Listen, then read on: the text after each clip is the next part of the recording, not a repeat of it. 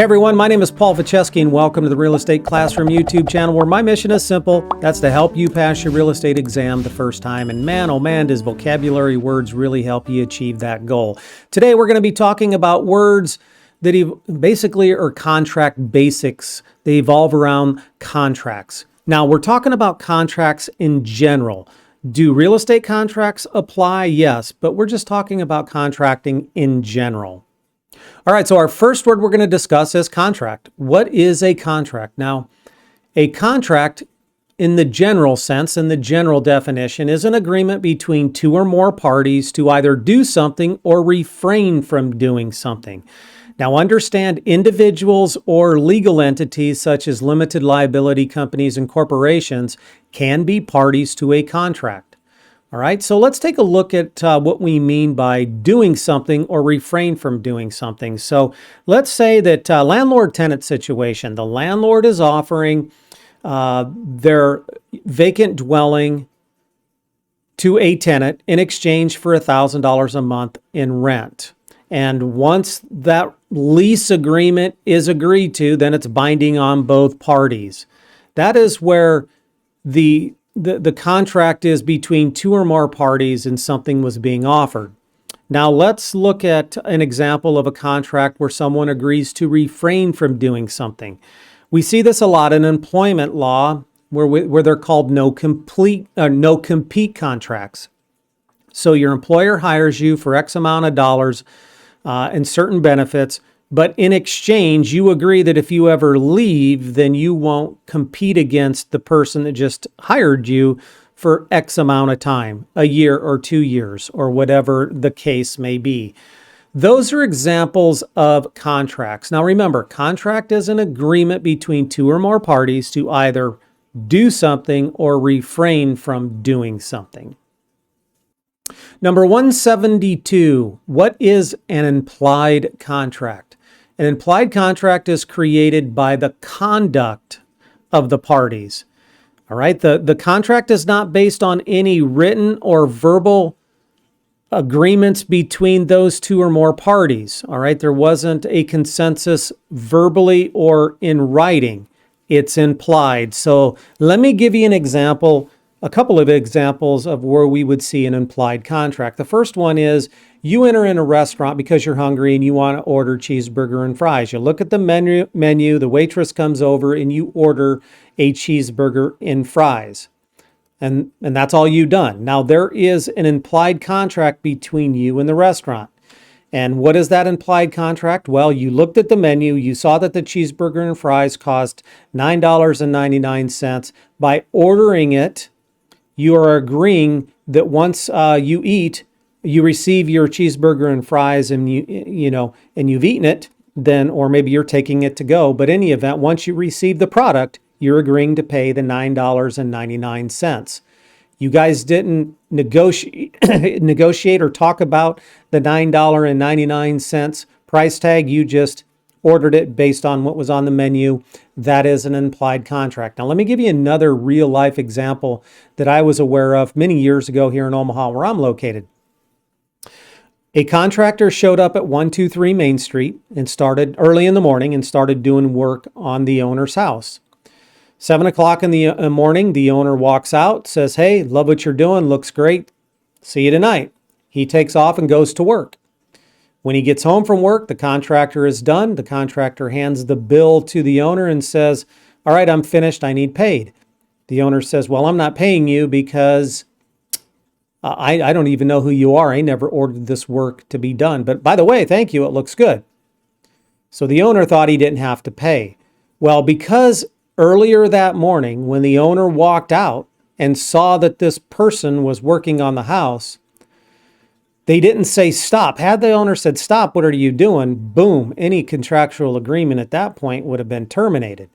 But the owner didn't do that. The owner implied that they wanted that contractor to continue to perform the work. So the owner refused to pay, and the contractor ended up suing and won under basically contending it was an implied contract.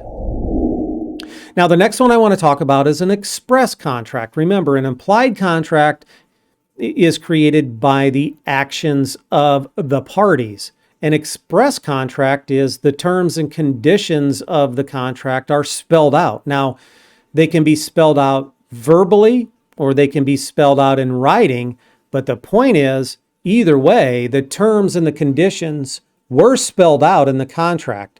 And when that happens, that means that it's an express contract. It's not an implied contract. Number 174, an executory contract. This is a contract that exists, but it hasn't been fully performed or it's partially completed. One or more of the terms of the contract have not been completed by one or more of the parties to the contract. So let me give you an example of what we see in real estate. So a purchase contract that's been agreed to by the buyer and seller. That contract to close period, from the day that the contract's been agreed to by the buyer and seller to the day of closing, that is what we consider a contract that's in an executory status. As the days go on between contract to close, the buyer and seller are slowly and methodically completing the terms of the contract that they both agreed to. That is an executory contract. Now, an executed contract is the day of closing. So under my last example, under executory contract, the buyer and seller have been slowly progressing and completing the terms of the purchase contract. And then finally, the day of closing shows up and the transaction closes.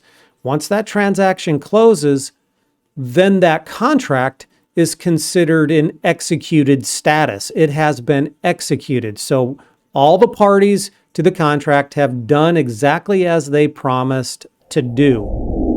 Number 176, I want to talk about a unilateral contract. Many contracts in real estate are unilateral in nature, all right? Unilateral contract is a contract where one party is obligated to perform according to the terms, but the other is not.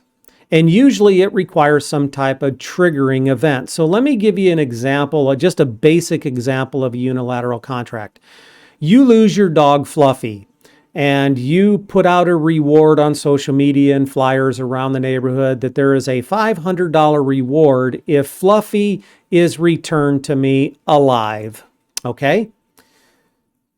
So you put out your flyers and put it out on your social media profile. Well, you are obligated to pay the $500 reward only if Fluffy is returned to you alive. In the event that no one finds Fluffy and Fluffy is never returned, you're not obligated to pay that $500 reward to anyone. Now, let's say that Fluffy is returned to you, but Fluffy is dead. Well, remember, your unilateral contract stated that Fluffy had to be alive, so you would not have to pay that reward. So it's obligating you as the pet owner to pay the reward if, that's the trigger, if certain conditions exist.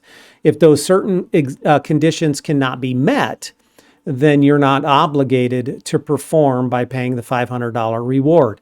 Now, common real estate contracts that are unilateral are option contracts and listing contracts. And the last key vocabulary word I want to talk about is 177, and that is a bilateral contract. Now, a bilateral contract exists once the parties agree to the contract, and then both are then legally obligated to perform. So essentially, a bilateral means two. So bilateral means both parties are required to perform as agreed to once the contract is agreed to. Unlike the unilateral, where it's just one party is obligated if certain conditions exist, bilateral requires both. So for example, a purchaser offers an owner of a piece of property $100,000. The owner of the property agrees. They agree to it in writing. Both parties have agreed. Therefore, it is a bilateral contract and both parties are expected to perform as agreed to. Now, common real estate contracts that are bilateral include the purchase contract, a lease contract, an assignment contract, a mortgage, and then promissory notes. There are several, but those are the main ones. Now, if you're going to continue studying, check out this video right here. If you haven't subscribed, click the little circle to my left, comments, questions down below. See y'all in the next video.